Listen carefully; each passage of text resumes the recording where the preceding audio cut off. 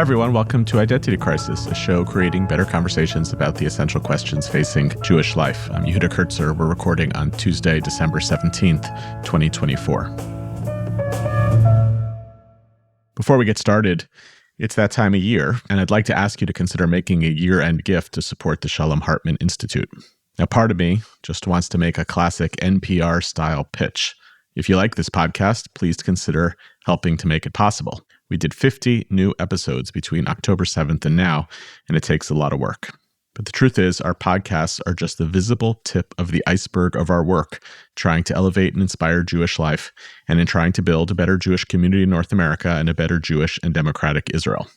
You may not see most of what we do, but we're a powerful and growing force just under the surface, pumping new ideas into our communities and inspiring leaders to better address the questions of the day, whether in building a new talent pipeline for Jewish leadership here in North America with our teen and college student programs, or in building bridges between Jewish and Palestinian Israeli educators, or in advocating for religious pluralism in Israel, or in our field-leading rabbinic training and ordination programs for rabbis of all denominations.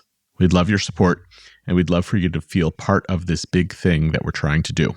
You can make your gift at shalomhartman.org/donate.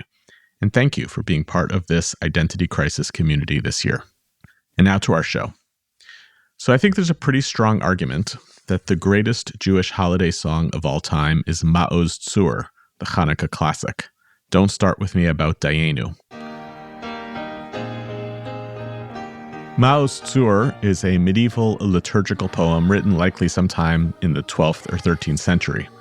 It's loosely and imperfectly translated into English hundreds of years later as Rock of Ages, and it was set to that ubiquitous tune that now dominates Jewish holiday singing of the song at Hanukkah candlelighting time. That tune gets attached a few hundred years later. The truth is, I can identify multiple tunes for most Jewish prayers and for meaningful phrases in Jewish liturgy, but there's really only one for Ma'oz Tzur. It has that sense of being implicitly canonical. It's hard to separate the familiar words from the familiar tune. As always, though, with music and prayer, there's more than meets the eye. Ma'oz Tzur is a really loaded song. Its words, according to the scholar Yitzhak Melamed, reflect deep and angry anti-Christian sentiment, and were authored in response to the grotesque Crusader violence against Jews of the century prior to the time when it was written. It's oftentimes the case that musical settings for religious hymns don't quite match the actual words, but there's something especially bizarre, even haunting, about Ma'oz Tzur, a song that is set unusually in major keys rather than the minor keys that might better accompany its violent themes, and especially as the tune reaches that crescendo, singing a phrase like Le'et tachin matbeach, which means when you prepare a butchery to slaughter the barking enemy. It's worth reading the words. The hymn describes the sequence of the rise and falls of the enemies of the Jews, the Pharaohs and the Egyptians, Nebuchadnezzar and the Babylonians, Haman in Persia and the Purim story, and the Greeks in the Hanukkah story. In theory, I suppose, Ma'oz Tzur could be sung on a whole bunch of Jewish holidays because it mentions all of the drama of a few of them. And maybe since Hanukkah is the last story mentioned, it lands on Hanukkah as kind of the end of Jewish military history until the present. Maybe. But then there's the violent and retributive sixth stanza. Scholars debate whether the last stanza, with its coded anti-Jesus messages, with its prayer for salvation, with a possible reference to Frederick Barbarossa, with its call for vengeance, whether that sixth stanza was actually part of the original hymn and then suppressed out of fear of what Christian neighbors might think, or it was removed by imperial centers where Jews lived, or whether, as others would argue, it was written later and appended to the hymn.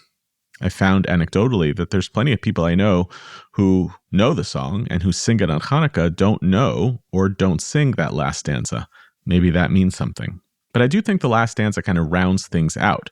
Instead of ending Jewish history at the end of Hanukkah, a military victory which led to a brief Jewish monarchy that gave way to Roman rule in less than a century, the song then signals the ongoing struggles of Jews against imperial overlords, carrying the story well into the Middle Ages and then into the present.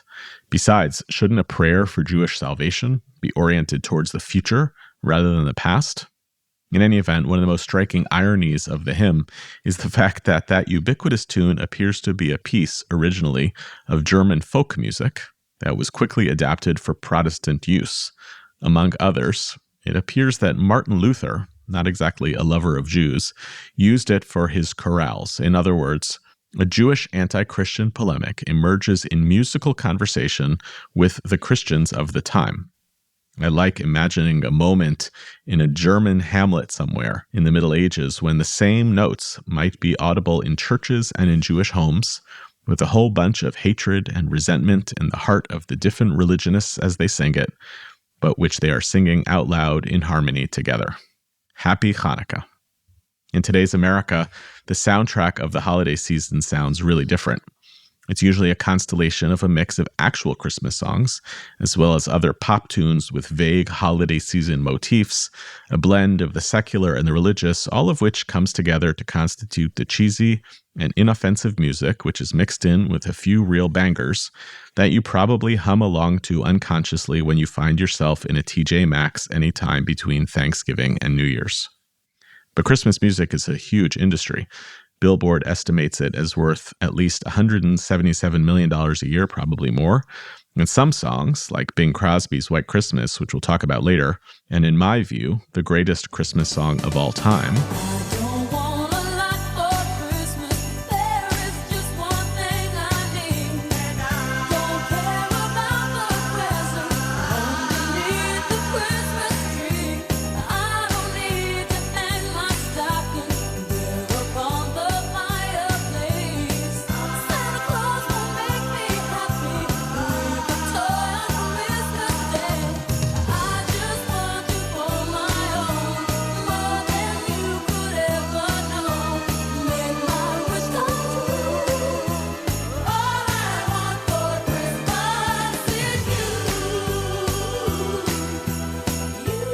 By the way, Billboard agrees with me that that's the greatest Christmas song of all time.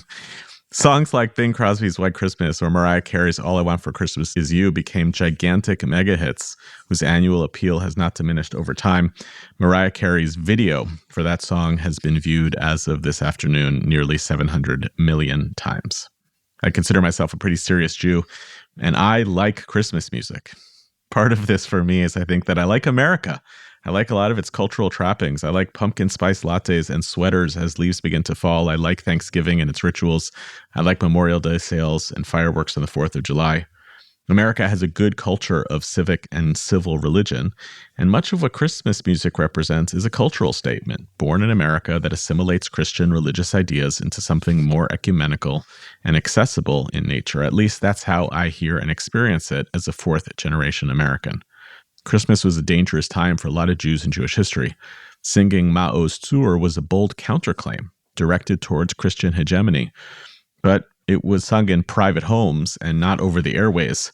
And I feel, in contrast, that to live relatively unoppressed in a largely Christian country is a gift, and it creates opportunities. When I was younger, I bristled that the Starbucks in my heavily Jewish neighborhood where I wrote my dissertation, couldn't also get blue and white cups for the holiday season, in addition to the standard red and green. Or in the East Wing of the White House, the Hanukkah decor is tiny and symbolic compared to the metric tons of tinsel that you can find. But I've come to appreciate the small gesture we receive as Jews in this country, a tiny minority who's treated as part and parcel of our democracy. It's okay for there to be a giant Christmas tree in the lobby and a funny little electric menorah plugged into the wall by the window. And it's okay to appreciate the greatness of the tree, even though, personally, I would say that we never would have one in our home. We all draw our lines at how much assimilation we need and how much is too much. And that's been the case since the days of the Maccabees, too. So this week, we're going to take a deep dive into the whole story of Jews and Christian music, the history, the ethnomusicology, the melodies, the lyrics. And I'm really honored, really thrilled to have with us Rob Kapilow, a conductor, a composer, a commentator, an author, a professor, who among his endeavors is the creator of What Makes It Great, a concert, CD, and NPR series that breaks down and reconstructs the great works of influential composers to understand what truly makes these iconic pieces of music great. He is the winner of many awards, conductor of major orchestras all over the world. He was the first composer to be granted the rights to set Dr. Seuss's words to music. He's taught at Yale and other places, an amazing career, and as I understand, also a black belt in karate. He has also written and spoken extensively about the history of Jews in Christmas music. Rob, I'm thrilled that you're with us, and I'm going to start with an unfair question, which is, are you a fan of Christmas music? Absolutely. I would not have been part of all these programs or taking apart these pieces of music if I didn't love them. When people say, what do you need to do or what makes it great? I say, I have to think it's great. Just give me on like 1 foot, what do you think is great about Christmas music, knowing that it's not actually a genre of music? It's just music set around holiday themes and seasons. But what is like the big thing that stands out for you about the greatness of this kind of music? Well, I think what it is it's become, in a way, the soundtrack for the American dream. In other words, it sort of recreates a New England Currier and Ives, Norman Rockwell past that never really existed. I think that's what's also behind alumni giving. College was never as great as you thought it was in retrospect, but that's why you give money to it. So I think this whole idea of a great golden past, a Garden of Eden, so to speak, that never really existed, I think that's what's so powerful about it. It creates a kind of childhood in a New England past that none of us ever really experienced, certainly not the Jews who created the Christmas music for it, but it's one we all wish we had. And it's one that we now, because it's secular, can really share in as Americans, because as you mentioned, it's not really Jewish. It's not really Christian, it's secular American. So there's two really parallel holidays that exist. There is one that's a seriously religious holiday, but there's one that's been completely invented, and it welcomes all of us. And I think Christmas music welcomes us all. Oh, we're going to be fast friends. My work is in history and memory, so the whole notion of a nostalgia for a mythic past that never was really speaks to me. And my wife and I went this summer to the Norman Rockwell Museum, and you capture a little bit of that, right? So some of the ideal version of Christmas music, you can kind of hear it playing in the background of early Rockwell, Absolutely. telling an image of America. And then later Rockwell starts to become a little bit more skeptical and cynical about what that story is actually doing to us. Yeah, but the four freedoms, Norman Rockwell, Yep. I mean, it's a version of America that we all wish, there's always been that tension in America between who America is and what we wish America was. And at various times in our history, it's almost torn us apart. But I still believe that no matter what our skepticism, there is an America we want to believe in. And that's what's behind Norman Rockwell. And in a way, that's what's behind all this Christmas music as well. All right, so let's start from the beginning of this story about Jews and their involvement in the creation of canonical Christian music. And this is a story that I know that you tell, and I'm really eager for our listeners to hear it. Some of the most famous pieces and most successful pieces of what's called Christmas music are written by Jews.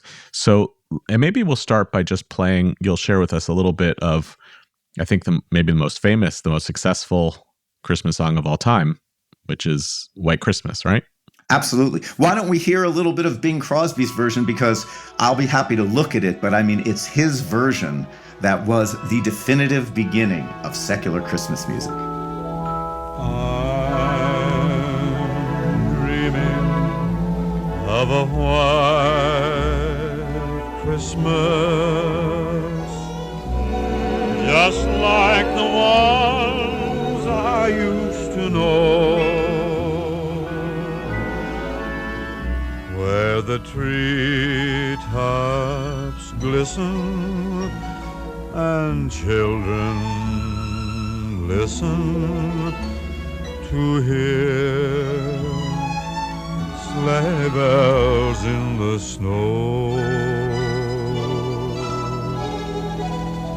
I'm dreaming of a white Christmas, with every Christmas card I write. May your days be merry and bright, and may all your Christmases be white. Okay, so tell us the story of this piece of music. Yeah, so first of all, before White Christmas, no one ever bothered to write Christmas songs. Publishers said, why would you bother to write a song that only would be valuable one day a year? It was completely not anyone's interest to write Christmas music. And when he wrote it, still nobody believed it would actually be something serious. But, there's a wonderful quote from Irving Berlin. He says, songs make history and history makes songs. And there's something about being the right person at the right moment in time. This was originally written, well, no one really knows when it was originally written, because just like you were describing the whole history of Mao Tzu, there are so many different stories of when Berlin wrote this. And when he was actually going around to publicize the Holiday Inn movie, he told a different story about when he wrote it every day. And he actually often told stories about writing it in his Beekman Place apartment in 1938, when he hadn't even moved in there until 1947. So no one knows really when he wrote it. But the first time it was actually heard on the air, interestingly enough, was on Christmas Eve in 1941, which was 2.5 weeks after Pearl Harbor. An interesting moment in time. But no one really paid much attention. Bing Crosby sang it on his television radio show, and no one paid much attention. But then when the Holiday Inn movie came out in the following spring, and then when it started to become popular around September, all of a sudden, it became the piece that was played the first winter that the GIs were away from home. Can I just interrupt you for one Sure. second, Rob, and just ask, there is a Christian musical tradition associated with Christmas. Oh, sure. So we're not talking about the invention of an entire genre, but you're talking about a commercial vehicle. Yes. There are, of course, as I mentioned before, there are two Christmases. There is the religious Christmas, which has a long tradition of music associated with it. But I'm talking about the invention of the secular Christmas tradition, which this was at the beginning of. And it was really the winter, the December of 1942, when suddenly everyone overseas, all the soldiers were playing this, buying it, and it suddenly became the biggest hit just because of that moment in time, because in a way it became a kind of why we fight anthem. This is what we're fighting for. And suddenly it had a whole different resonance that it had never had before, and it became the biggest seller in history. And it went on and on. It was number one on the Billboard charts forever. Every Christmas season, it kept coming back on the charts. And that was really the beginning of it. But history makes songs and songs make history. And it was that moment in time when it somehow symbolized everything that we were fighting for. It keeps coming back to that myth of America that we're talking about. It actually was enough to actually make those soldiers feel like they were out there fighting for this mythical invention that a Russian immigrant Jew certainly had no experience of, was inventing for America. I mean, he was an immigrant Jew living on the Lower East Side, dropping out of school when he was 12 years old, living on the street, talking about this New England past. And not only that, the song itself barely has anything to do with Christmas. There's only two images in the entire song. There's children listening for sleigh bells and trees glistening. Otherwise, there's nothing even about Christmas in it. And yet it somehow resonated with these people who were yearning for some reason that they were fighting. And it absolutely took off and became the most popular song for 50 years ever written. So what's your theory as to why Berlin takes this on? What's at stake for him as an immigrant Jew? What story is he, besides, being a songwriter who wants to make money, what's at stake for him personally and Jewishly in writing a song like this? Great question. I think there's two answers to that. One, never underestimate for Irving Berlin the stake of money. Yeah. There was no one who was more concerned, and especially, when you came and lived on the Lower East Side and you were incredibly poor with your family and living on the streets, that experience lasts with you for your entire life. So no one was more concerned with money than Irving Berlin. And even late in his life, after he was incredibly rich, he would still check the box office receipts every day long after he had stopped composing. So that is one of the things. But also, we should never underestimate that desire to belong. I mean, really, that is at the heart of all of these stories. You can look at it on a cynical side as well. This is something we can make money at. This is a great opportunity. But I do think there was a really deep desire to assimilate, but in the best sense of that word. Now we often think of assimilation as a kind of a negative word. But at that moment was, we want to belong. I mean, he had escaped from Russia. He didn't know a word of English. His family was incredibly poor. He wanted to belong to the society as well. And this was a way he could make that contribution. In a certain way, he also made that same contribution when he would write his wartime musicals.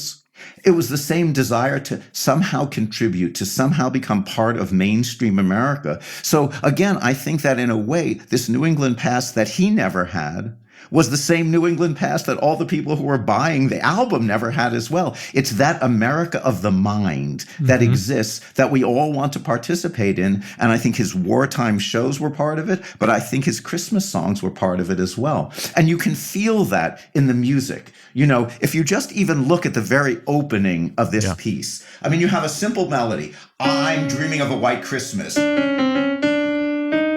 This opening chord, this is a normal opening chord, but he adds one extra note, which makes it the wishful past we never had. Not this, but this.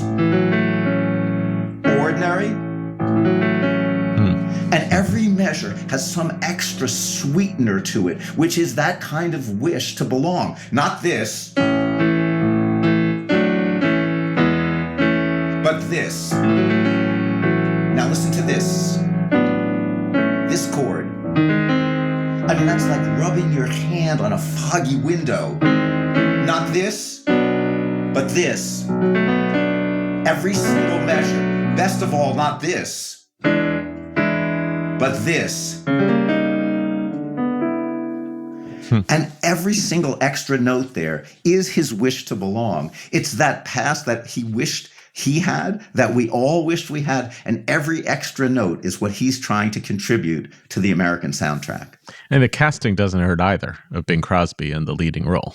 And Bing Crosby, again, an underdog. You know, he'd been kicked out of that partnership in the movie with his dancing, but there he is alone in that New England wishful past that we were, and somehow he finds the woman of his dreams, and he's singing. I mean, we all wish we were in that scene with that woman, and we had a piano and we could sing like Bing Crosby. Again, this desire to be part of a wish, of something that isn't there, is such a powerful wish for all of us, whether it's an American dream, whether it's a film dream. I mean, it's what made Hollywood go as well. Yeah. I mean, the Hollywood analogy is imagining an LA screenwriter sitting and writing that same script of a Hallmark movie of the woman who returns to her hometown in Topeka from the big city, falls in love with the kid back there and moves back. And you're like, well, it's not a real thing.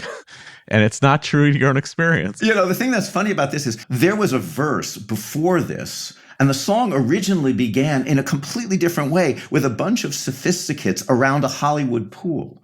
And the original opening had the words, "The sun is shining, the grass is green, the orange and palm trees sway. There's never been such a day in Beverly Hills, LA." Wow. That's how the song originally began. And it originally began as a satirical comment on the very kind of Christmas song it became. But then once it became popular in the way it did, and all these GIs were buying it overseas, you certainly didn't want to have a verse that began, "The sun is shining," about sophisticates around a Hollywood pool. So he got rid of it, and no one ever hears the verse anymore, and it officially was removed from the song in 1942. But it originally had a completely different anti-sentimental intent.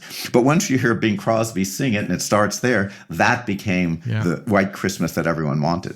So you alluded to the military and the GIs, but I've seen you written and spoken about this before, that the military use of this kind of song and Christmas music and as part of kind of forging America as well is critical at this moment. So it's not just a Jew trying to assimilate or trying to participate into this imagined nostalgia. There's larger forces at work that are making songs like this happen. You want to speak a little bit to that? Yes, absolutely. You know, the military was really the first creators of that entire term, Judeo-Christian tradition. I mean, they were the ones who actually put those two together because they wanted for the military to have a kind of bonding experience. It didn't really apply to blacks. That's a whole other conversation. But they wanted to have this kind of bonding. So there was a tremendous emphasis on secularization at the beginning of the 20th century. And the military created this idea of this Judeo-Christian tradition. But rabbis came along as well. They were encouraged to have Jews support Christmas as well. Christmas and Hanukkah got bundled together into one holiday greeting. So this desire to somehow make assimilation possible for everyone was really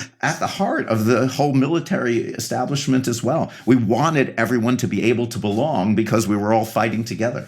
Yeah, I mean, you see this construction of a version of America in which America is not a secular enterprise, but it is a accommodating enterprise of multiple faiths. And maybe the easiest way to do that is to kind of secularize just enough to make it possible for people of different faiths to be part of the same collective. Exactly. And turn it into a kind of soundtrack that makes us feel like we're all part of the same thing. And we do, because as you say, when you go to the store and you hear it in the background, everybody seems to respond to this music as if they own it. So it was definitely not just him, but it was a much larger social force as well.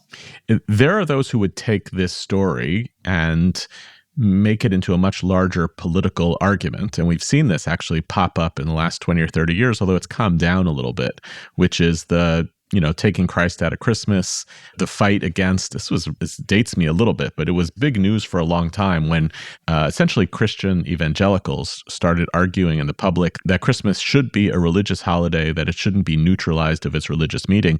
And you're effectively saying, well, yeah, Jews did that. They were part of it, but the Christians came along willingly. And believe me, they're the ones who are running Hallmark cards and all those other people who are profiting from. So I think it was, yes, there is definitely an evangelical Christian component fighting against it, as there is today. And it's actually, interestingly enough, becoming more part of the mainstream today, than it was actually 20 or 30 years ago. But there's always been that force both ways. Should we keep to our own identity? Should we become part of a larger whole? And that tension in every culture, how much do we assimilate? How much do we remain our own? Has always been an issue. I spent a long time writing a piece on a Native American reservation, and they're going through that same thing. How much do we as Native Americans want to simply become part of mainstream America? How much do we want to maintain our tribal identities? And it goes back and forth. You see a swing back and forth between those periods of time where maintaining our identity, keeping Christ in Christmas becomes very important. And then those periods of time, like at the beginning of the 20th century, where suddenly assimilation becomes a theme. And I do think we go back and forth in pendular ways between these two.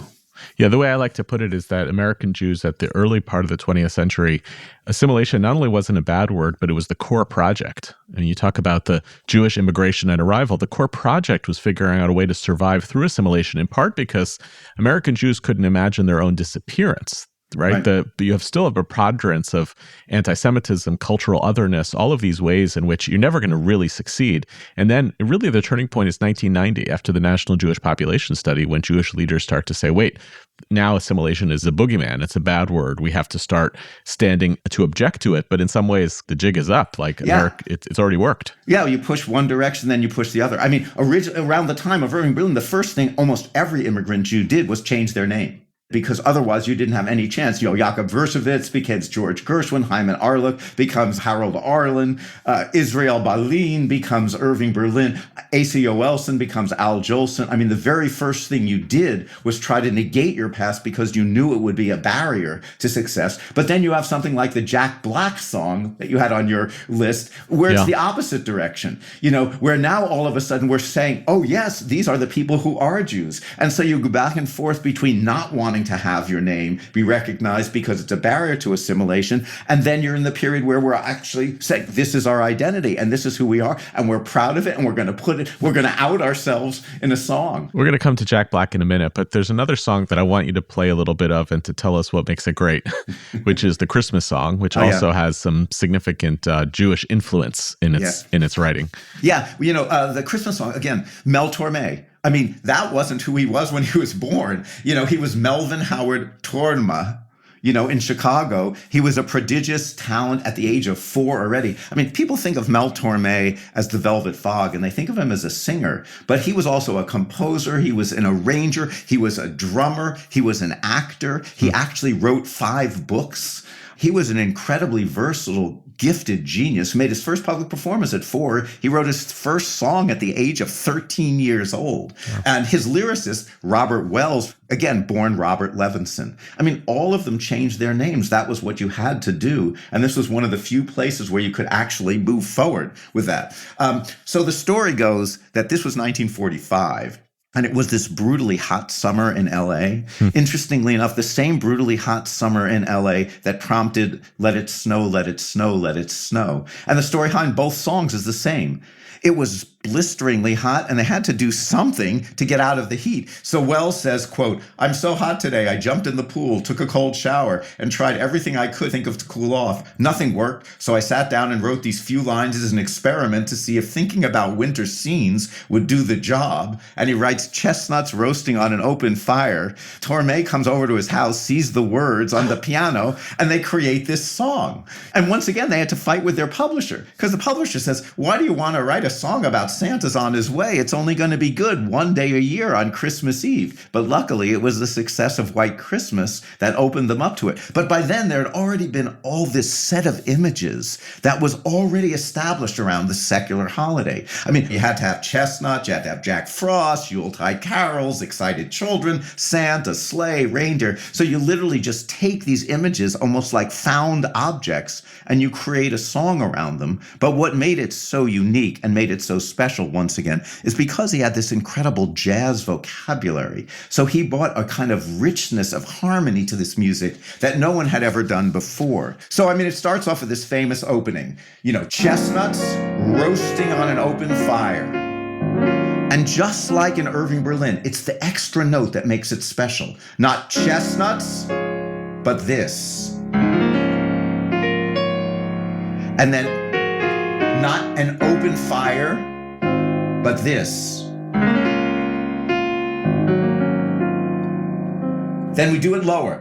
Jack Frost nipping at your nose, but not just this. Here's what made it special. 4 different moods on that one note. Not just this, but. And then Yuletide carols. One little triplet rhythm to make Sung by a Choir special. Sung by a choir. I mean, what could be more beautiful than that? Anyone else, he's already changed keys twice, would have stayed in the same key. And folks dressed up like Eskimos, he changes 2 more times. Folks, change here. And then change 1 more time. Everybody, and we're back where we started. I mean, just exquisite music in his own jazz vocabulary, bringing that to the soundtrack of American Christmas as well. I mean, that's one of the things that's been so special and why it continues to be special. You talked about the huge market for Christmas music these days, is that these canonical songs get reinvented and that secular Christmas story gets retold in whatever language pop music has at that moment. So it continually gets reinvented decade after decade after decade. It's unbelievable to hear it in your voice because I'm very uneducated about this. I like what I like, but I never understood why I like what I like. Well, that's where you came to the right place. I came to the right place. But the funny thing is the song doesn't mean anything. Yeah, that's what I mean. In a way, the music means more than the lyrics do. The words are just standard words. They just took them out of that traditional secular image package that was sitting there for everybody to just take whichever words they wanted. But underneath the music is a real feeling. The way that song ends, which is so beautiful, although it's been said many times, many ways, which is the whole message of the song. We have said it many times. The first time when we got to that times, many ways, we went like this. We went down. But when we come to it the last time, times, many ways, he says it in his own special way and goes up. What a fantastic moment. So when he says, Merry Christmas, and adds this one extra note, not this, but this, there's so much yearning in that one note. And then not this, but this. And it's those notes, it's the music that has all the emotion that in a way the very standard words lack. The music tells the story. The lyrics are just the tip of the iceberg. I want to jump us a couple decades, if we can, to allude to something that you said before, which is as the musical habits and cultures and styles change, these same kind of stories of the construction of Christmas music as a means of kind of constructing the moment, telling a story, evolves very differently. And I kind of want to zoom in a little bit to the folk era, if we can. Sure. And I want to use 2 examples, one I think you'll play and one that we'll hear a clip of, which are Joni Mitchell's River, which is a kind of really interesting piece of Christmas music because it's also not about Christmas, although Christmas plays an important role both in the lyrics and the music, which you'll show us in a second. And then Simon and Garfunkel's 7 O'Clock News Silent Night. You want to give us a little bit of Joni Mitchell first? Sure. So River starts with something very familiar. Now, the original version is jingle bells, jingle all the way. The first thing she does to make it her own is just shift the rhythm to make it hers, as if you're looking through memory at that same distant past that really we had from Irving Berlin on. So she does, instead of jingle bells, jingle all the way, she does change here, all the way. But then she does the same melody 4 times. It's always jingle bells, but the harmony underneath changes it. So it's actually showing us 4 different ways that holiday looks. You know, everyone's experience of that holiday is really quite different. For some people, it's extremely painful. You know, actually for Irving Berlin, it was painful. He had a child die on Christmas Day after 3.5 weeks. And so there was always a painful component for him. And he actually visited his child's grave every Christmas with his wife. But for her, what she's saying is, you know, some people's Christmas is lonesome. There's many different aspects to Christmas for her. So she does it first in a major key, everybody's Christmas. But now it's in a minor key, jingle bells, jingle all. And then a third way, it's the same melody, but it's Christmas being viewed from 4 different angles, 4 different emotional experiences. And then only the last time she invents her own ending. I'm going to tear myself away from memory, from nostalgia, from the past to the present. And then she's into the song. But what really the song is about is her breakup with Graham Nash.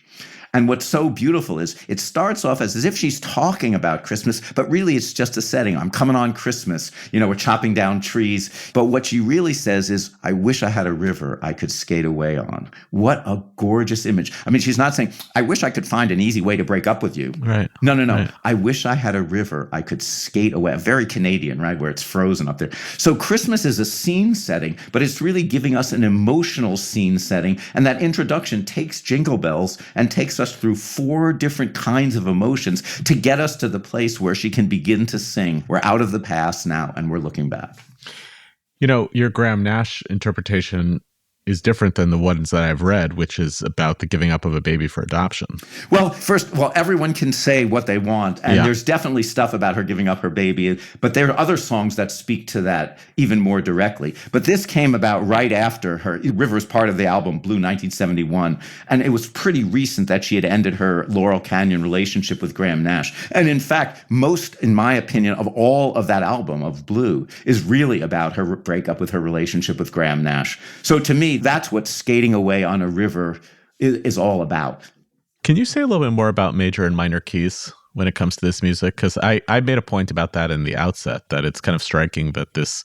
In general, the simplest version is whenever we hear major, we're happy, we smile. Whenever we hear minor, we think we're sad. These are traditional associations that have grown up over the years. You could have endless discussion with scientists about whether that's innate or whether that's a learned behavior. But we have tended to associate major keys, happy and joyous, minor keys with more mixed experience, and definitely composers work with that all the time. You were right when you were talking about how strange it was to have a major key hymn, you know, about saving us from our enemies and destroying our enemies in Mao Tzu. And part of that is also that people often, especially in the past and in the folk tradition, would attach different melodies to pre-existing poems like that. In other words, the poem exists before the actual melody gets attached to it. And many different melodies were attached to that song over time. So you end up with one that's really just a happy melody and easy to sing. What's really great about that melody for Mao Tzu is just it has an inner repetition. It's easy to remember and it's easy to sing,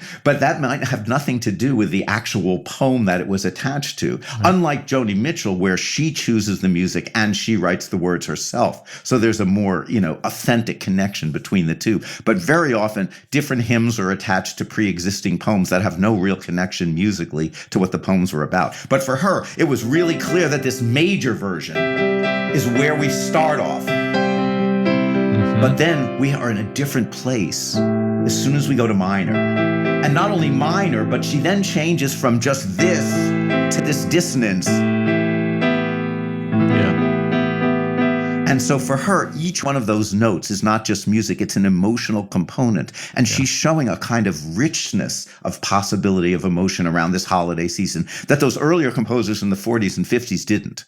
Yeah, oh, actually, it's even more intense than that. By taking you on a journey from Jingle Bells into what she's actually experiencing on Christmas, she's kind of flipping the script on the nostalgia for the happy Christmas. She's actually like, this, no, Christmas is this. And for many people, it is not a major key affair. For many people, it is definitely a minor key affair, and it's a very rich and varied one, and some it's this, and some it's this, but it's a constantly changing experience, and she really reflects the many possibilities of what that season can mean to different people, and to her. So shifting from a piece that is kind of composed or innovated to a piece that's adapted, let's hear a clip from Simon & Garfunkel's 7 o'clock news, Silent Night. To Chicago Tuesday. In Chicago, Richard Speck, accused murderer of 9 student nurses, was brought before a grand jury today for indictment. The nurses were found stabbed and strangled in their Chicago apartment. In Washington, the atmosphere was tense today as a special subcommittee of the House Committee on Un-American Activities continued its probe into anti-Vietnam War protests. Demonstrators were forcibly evicted from the hearings where they began chanting anti-war slogans. Former Vice President Richard Nixon says that unless there is a substantial increase in the present war effort in Vietnam, the U.S. should look forward to 5 more years of war. In a speech before the Convention of the Veterans of Foreign Wars in New York, Nixon also said opposition to the war in this country is the greatest single weapon working against the U.S.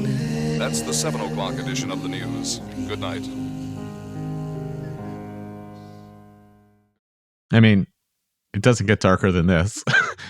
We also have 2 Jewish kids from, I think, Queens, right? Yeah. Tell us about this song. Yeah. So as Irving Berlin says, songs make history and history makes songs.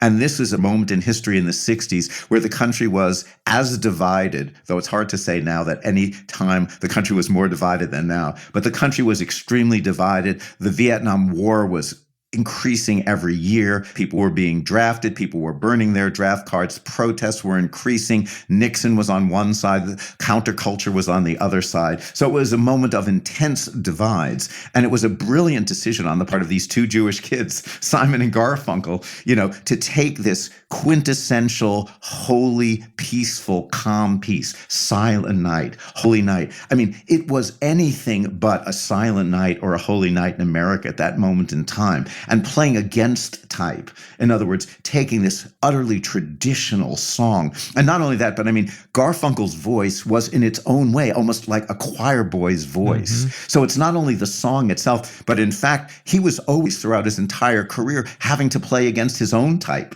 against his own angelic kind of voice. So you take this almost English choir boy voice singing this incredibly traditional song, and then you put news on the radio, which interestingly enough grew louder and louder over the course of the song.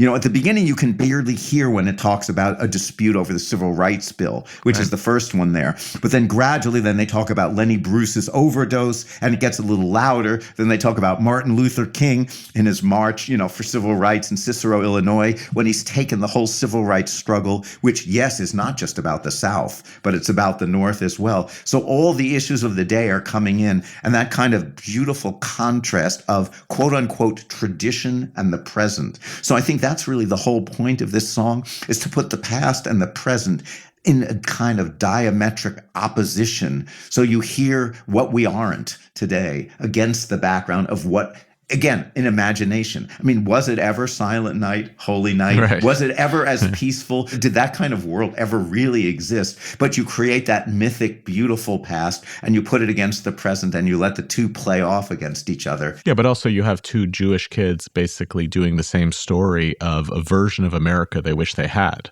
Yeah. Right. And using the religious symbolism of the imagined quiet of Christmas Eve as being a means of arguing against what they see as the noise in their own time. So there's something very subversive taking place in the song. Oh, and they were incredibly subversive. There's no doubt about it.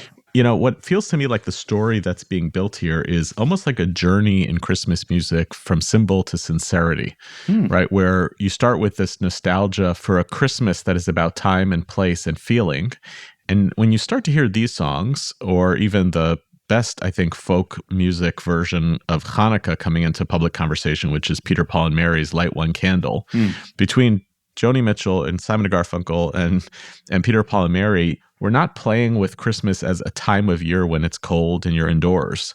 We're now kind of pulling all of the meaning of Christmas, or to some degree Hanukkah, into public conversation. So I'm still centering a lot of my feelings and experiences in the music, as opposed to kind of an imagined meaninglessness.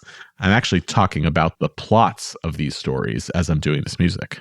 Yeah, I think, it had become already such an iconic tradition that you could now reference it. By the time Simon and Garfunkel are using this Silent Night, it's a thing that exists, and it's a canonical item that you can play with it, just like Jingle Bells. These things had now become such a part of the tradition that you can actually comment on them. So there's that first generation that makes them into it. In the same way that rock and roll originally was such a disruptive force that people thought it was a fad and was going to go away. And now there's a rock and roll museum, So I think something starts off and you make it into a canonical item, and then you can comment and reference the canonical item, which is what's happening in the Joni Mitchell thing and in the Simon and Garfunkel one. But also, don't neglect the fact that people are still writing the old kind. Your favorite Christmas song of all time, All I Want for Christmas Is You, is really an attempt to just do a white Christmas for today, using all the language we have today, all the kind of pop music synthesizers, all the kind of electronic instruments, and the fact that he actually recorded it,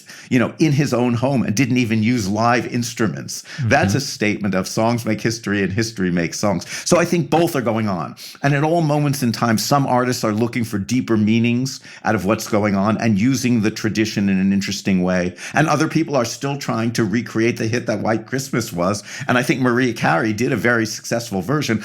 But you know what? She uses the same chord that we saw underneath. Wait, say more about that. What makes it great?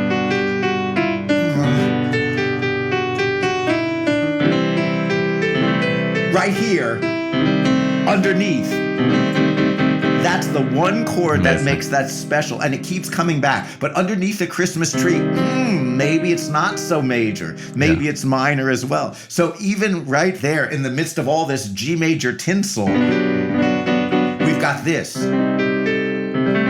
The possibility of minor as well. So even there, but that's a song that's really trying to, capitalize on that many years old tradition of White Christmas, doing it, but in a modern vocabulary, in her modern voice. So I think the tradition is being treated on different levels in different ways by different artists. Yeah. And of course, another major story that has emerged here is that this is already now big business in Christmas music. So it becomes inevitable by artists by the 1980s that either they are picking up on the political tradition of Christmas music. We got that with the Band-Aid song, Do They Know It's Christmas Time at All? John and Yoko's Happy Christmas, which is also an anti-war song. All of these are part of that emergent tradition. But by the 90s, every artist is going to start making their Christmas album because it's a kind of easy way to make some money at the end of the year. You don't have to write new versions of the songs. They're already good. You just have to record them. And you've got the whole repertoire of images already there. It's just ready-made for you, and it exists for you. Absolutely, yeah. There's one other thought that just came to me. There was some effort to do some of that same kind of mixing of the Simon and Garfunkel in an interesting way that tried to actually bring in the religious tradition, mix it with contemporary events, but do it in a fascinating way. One of the most popular Christmas songs is Do You Hear What I Hear? And most people don't realize that was actually written by a Jewish woman, Gloria Shane, who actually grew up next door to John F. Kennedy. And that was written at the height of the Cuban Missile Crisis. And it was actually a prayer for peace right in the middle of the Pray for Peace, People Everywhere. And it was a telling of the Christmas story. It literally tries to actually tell the story, said the night wind to the little lamb. But in other words, it's actually an attempt to tell the Christmas story, but in the guise of the Christmas story, saying pray for peace, people everywhere. It was supposed to be right then and there for her neighbor, John F. Kennedy, was now president. He was the Prince of Peace, praying for peace. So it was an attempt attempt to mix the two, and one chord tries to give it a kind of ancient feel instead of that's contemporary. But she tries to give it an old world flavor. And so now you're actually harking back to a kind of medieval past that never was. I mean, that's not really medieval music, but it's supposed to give you the feeling of an old story, a Christian story, but it's actually linking it, just like in the Simon and Garfunkel piece, to a present day event. And underneath Pray for Peace, People Everywhere, that was what was going on in October of 1962, when people everywhere were praying for peace and hoping that that Cuban Missile Crisis wouldn't go a step further. Mm-hmm. So I do think different artists, as you're saying, are working with that tradition, a tradition that now exists to be worked with, and playing on that tradition. Yeah, I'd like to do one last chapter, if it's okay with you, on Jews in this story, which is kind of the emergence of Hanukkah as part of the canon of Christmas music.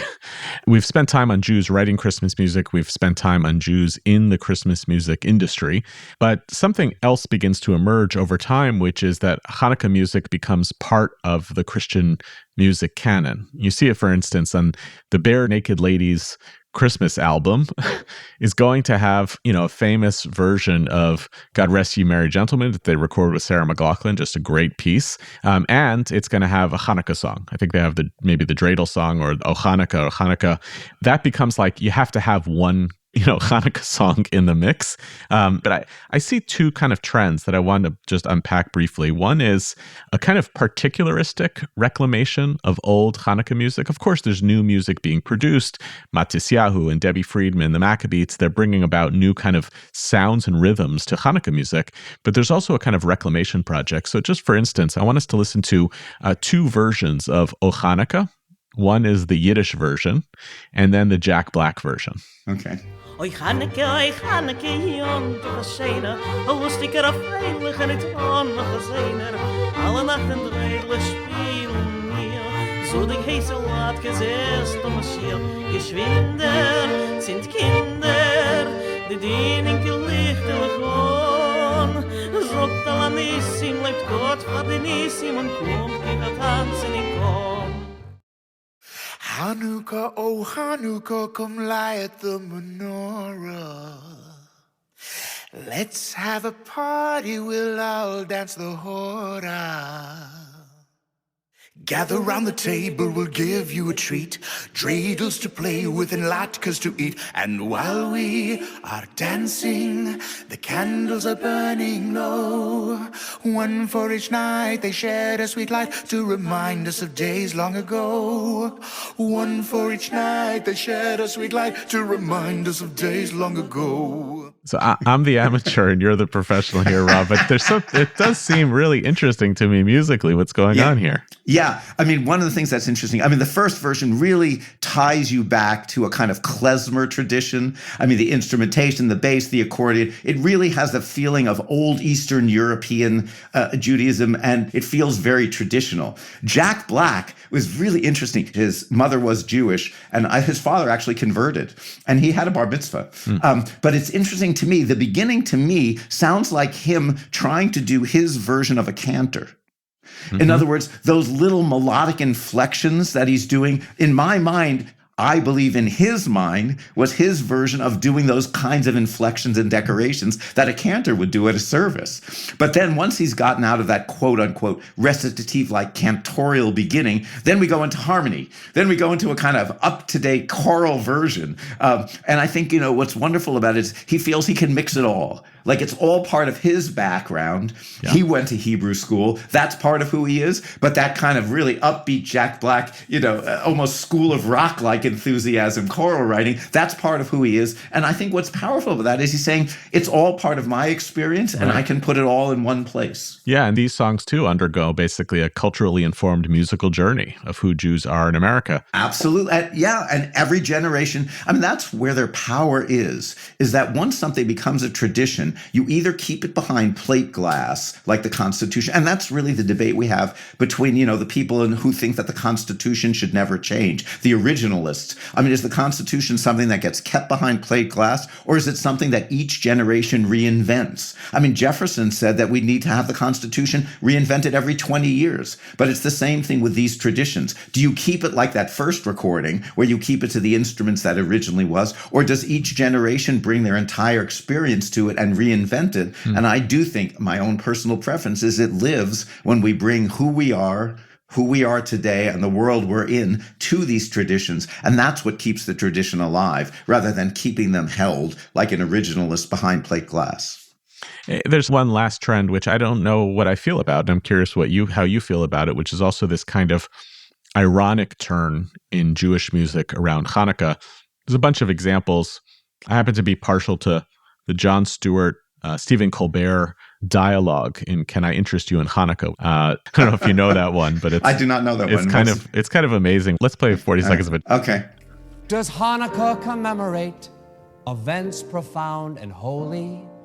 A king who came to save the world? No oil that burned quite slowly. Well, it sounds fantastic. There's more. We have latkes. What are they? Potato pancakes. We have dreidels. What are they? Wooden tops. We have candles. What are they? They are candles! And when we light them, oh, the fun, it never stops. What do you say, Stephen? You want to give Hanukkah a try? Yeah, I mean, you can hear there's both a self-mockery to it, but it's also within a Christian music tradition. You hear the echoes. Yeah, and this is great American songbook music. Yeah. I mean, that's part of what's fun, is it's now been brought into an American tradition, and that in itself was a great American achievement. You know, people forget that for so long, music meant Europe. I mean, even the early days of Broadway were all about imitation operettas from Europe. And the whole process of creating the Great American Songbook was saying, can we make music where we talk like Americans, where we talk about things Americans talk about? So when you put that conversation about latkes and you put behind it that American songbook music, you are immediately saying, and you can hear it in the drum behind it, the shuffle beat, you're immediately saying it's all part of our story. And I think that's what's beautiful about all of it. I mean, assimilation, as we've said from the very beginning of this podcast, has had a negative connotation, but there's also something wonderful about saying it's now there for all of us. You know, we can make fun of it if we're Jon Stewart. It can be brought within the American Songbook, which can now talk about latkes. It can talk about dreidels and things like that. And I think there's something wonderful about it, though I understand the opposite as well. Yeah, I guess I just worry that the story that it's telling is also like we're kind of in on the joke that Hanukkah is so vastly inferior to Christmas as opposed to the re-embrace. I mean, you get the opposite of that is Adam Sandler's Hanukkah song, where it's kind of like sticking it to the goyim. Yeah, and all these guys are Jewish. That's right. what that whole Adam Sandler song is, just all these guys you think you like, but they're really Jewish. Yeah. Rob, you've been so generous with your time. Let me ask you one last question. What is your absolute favorite Christmas song? Well, you know, I often say my favorite Christmas song is the one that I'm talking about at that moment. You know, when I'm doing White Christmas, that's my favorite Christmas song. When I'm doing the Christmas song, and, you know, that's the wonderful thing about each great piece of music takes you into its universe. And when you're in that universe, that's how the world looks. You know, when you're hearing River, when I hear the introduction to River, I just think that's the greatest Christmas music ever. But the most powerful artists manage to take you into their universe and let you see the universe through their eyes. And at that moment, you believe, wow, that's the most profound one I've ever heard. So I'll go with you on the All I Want for Christmas Is You. When I hear that, I just love the upbeat energy of that. When I hear White Christmas, I just think that's a classic. So I think each one has its own particular gift to offer us. And the wonderful thing is that we can be there for all of them. Thank you so much, Rob. I really enjoyed talking to you and listening to you. Well, thank you so much for having me. Happy holidays. Happy Hanukkah. Same to you.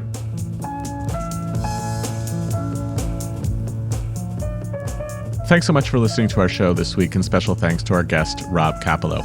Identity Crisis is produced by Tessa Zitter, and our executive producer is Maytal Friedman.